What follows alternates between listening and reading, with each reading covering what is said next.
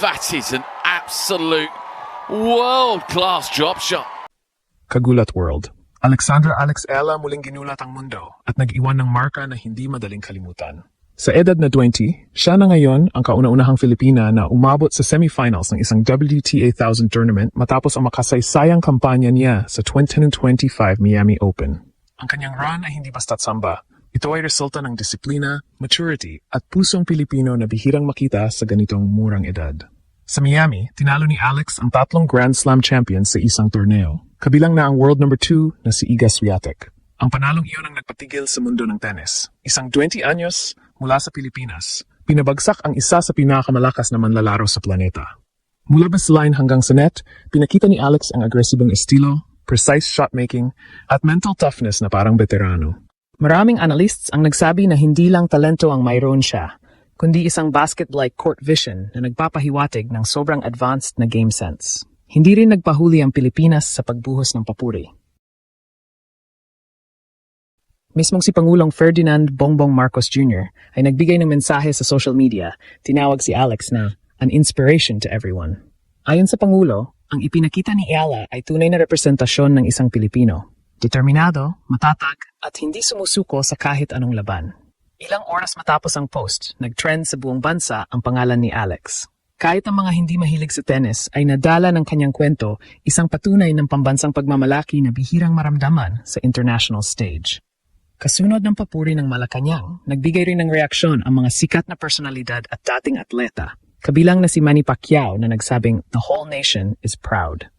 Ang kanyang sponsor na Globe Telecom ay naglabas din ng pahayag. Tinawag si Alex na ehemplo ng heart and fighting spirit of the Philippines. Para sa marami, ito na ang simula ng panibagong yugto para sa Philippine sports. Ang pag-angat ng isang babaeng atleta na kayang makipagsabayan sa pinakamahusay sa mundo. Pagaman natapos ang run ni Alex sa semifinals laban kay world number 4 Jessica Pegula, hindi nawala ang paggalang sa kanya. Tumagal ang laban sa 3 sets, pinilit niyang lumaban hanggang dulo at napatunayan niyang hindi siya basta Cinderella story. Isa siyang legit threat sa WTA circuit.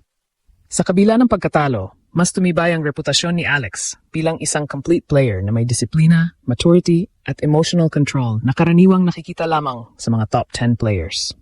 Ngayon, itinuturing si Alexandra Eala bilang unang tunay na Filipina tennis worldwide superstar. Ang kanyang kwento ay hindi lang tungkol sa panalo, kundi sa paglabag sa mga limitasyon at sa inspirasyong binigay niya sa bawat kabataang Pilipino na nangangarap. Sa mga mata ng mundo, kinulat ni Alex hindi lang ang tennis community, kundi pati na rin ang puso ng bawat Pilipino. Ang buong mundo ng tennis ay nabigla at ang Pilipinas ay nagbunyi. Alexandra Alex Ala, ang 19 anyos na tennis prodigy mula sa Maynila, ay opisyal nang pumasok sa kasaysayan bilang unang Filipina na umabot sa semifinals ng isang WTA tournament matapos ang kahindik-hindik niyang kampanya sa 2025 Miami Open. Mula sa unang round hanggang sa huling laban, ipinakita ni Alex ang kakaibang lakas ng loob, focus, at maturity na karaniwang nakikita lang sa mga veteranong world-class athletes. Sa unang araw pa lang ng torneo, nagpakilala na si Alex sa mga fans sa Amerika sa pamamagitan ng isang solidong upset win laban sa top 30 player mula Spain. Ngunit ang tunay na moment of explosion ay nang kanyang harapin si Iga Swiatek, world number 2 at multi-Grand Slam champion. Sa laban na iyon, walang nag-akala na may tsansa ang batang Pinay. Ngunit sa loob ng mahigit 2 oras, pinatahimik niya ang buong stadium. Sa bawat forehand winner at sa bawat scream ng "Come on!", nakita ng buong mundo ang tapang ng isang Pilipina na hindi natitinag sa big moments. Nang tuluyang makuha ni Alex ang panalo, nagliyab ang social media. Ella shock Swiatek, ang headline sa halos lahat ng sports outlet.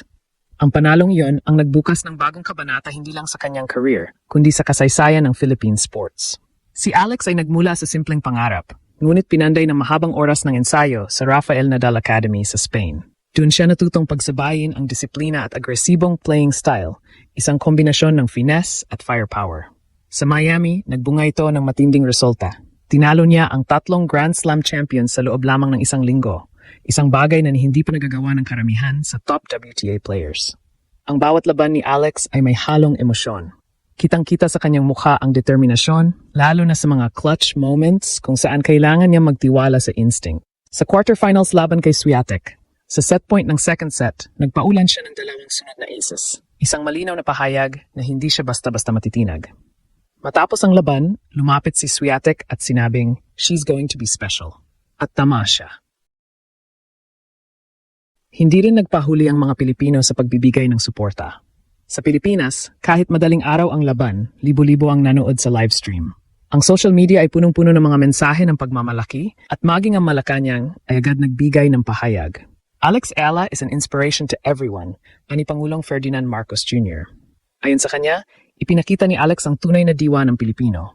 Matatag, determinado at may pusong hindi sumusuko.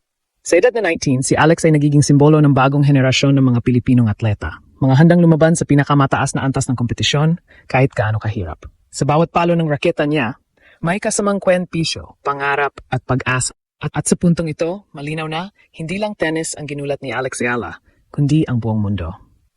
Matapos ang kahindik-hindik na panalo laban kay Iga Swiatek, mas lalong uminit ang pangalan ni Alexandra Alex Ayala sa mundo ng tennis. Ang dating underdog mula sa Pilipinas ay biglang naging sentro ng atensyon sa Miami Open, isang lugar na madalas lang pinaghaharian ng mga established stars. Pero ngayong taon, iba ang kwento. Sa bawat laban ni Alex, nadadagdagan ng mga fans, nag-iingay ang crowd, at tumataas ang respeto ng mga tennis experts. Tinawag siya ng ilan bilang the future of Asian tennis, habang ang iba naman ay nagsabing, the next breakout global star. Ang semifinals laban kay world number 4 Jessica Pegula ay naging simbolo ng kanyang pag-angat. Alam ng lahat na si Pegula ay isa sa pinaka-consistent player sa tour. Malakas sa baseline, mabilis sa transition, at bihirang matalo sa mga long rallies. Pero hindi umatras si Alex. Sa unang set, nagpasabog siya ng mga return winners na nagpamangha sa commentator. This young Filipina has nerves of steel, sabi ng isa sa kanila habang pinapanood kung paano tinapos ni Alex ang rally ng isang down-the-line forehand na halos tumama sa linya. Natalo man siya sa tiebreak ng unang set, hindi siya bumitaw. Sa ikalawang set, nagbago siya ng rhythm, pinabilis ang serve at naglaro ng mas agresibong patterns. Sa bandang dulo, naipanalo niya ito, forcing a deciding set laban sa isa sa top seeds ng tournament. At kahit sa huli ay nanaig ang karanasan ni Pegula, malinaw na ang laban na iyon ay hindi pagkatalo, kundi patunay ng kapangyarihan ng isang Pilipina. Sa interview pagkatapos ng match, sinabi mismo ni Pegula, "Alex played incredible tennis. She's fearless and she's just getting started." Ang mga salita na iyon mula sa isang top 5 player ay nagpatunay sa kung gaano kataas na ang respeto sa kanya sa international stage. Pagbalik sa Pilipinas, parang pista ang dating ng balita. Pinati siya ni Pangulong Ferdinand Bongbong Marcos Jr. na nagsabing, "You are an inspiration to every Filipino who faces life's daily challenges." Dagdag pa ng Pangulo, ipinakita ni Alex ang puso ng isang Pilipino, matatag, determinado at hindi takot sumabak sa laban kahit gaano kalaki ang kalaban. Maging ang mga atleta tulad ni Manny Pacquiao ay nagpaabot ng papuri. The whole nation is proud of you.